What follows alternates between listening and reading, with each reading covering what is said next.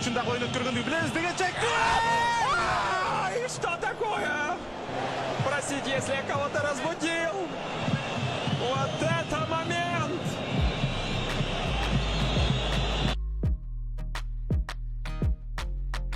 Messi, Enzo Fernandez canı. Onlara baktılar. Messi bu sefer gol olacak gerek mi? Cevap Zayt bana çelik attı. Gol.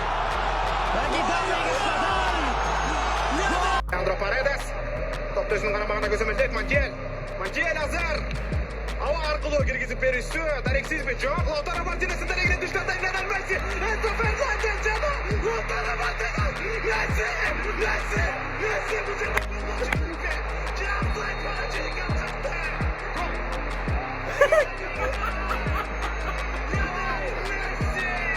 Лионель Месси забивает гол в дополнительное время. 3-2 Аргентина ведет в счете. 8. minut. Emredeki oyun. Emredeki oyun. 40. yarım saatte. İkinci 15 minuttuk. Argentina Ultukrama командасы. Ой-ой-ой, все к этому шло однозначно, друзья. Аргентинцы были опасны в дополнительное время. И в итоге Лионель Месси, никто иной, как он. Короче, ужас какой-то. Смотрим еще раз этой атакой. О, Каталону Вараш керексіз түлді. Монтино дал передачу вперед. Оборолся, его здесь Лионель Месси. Это Фернандес, никакого офсайда не было здесь. Никакого офсайда не было. И оттуда удар ближний, и снова не забивает Лаутаро Мартинес. Но набивание сыграл Лионель Месси.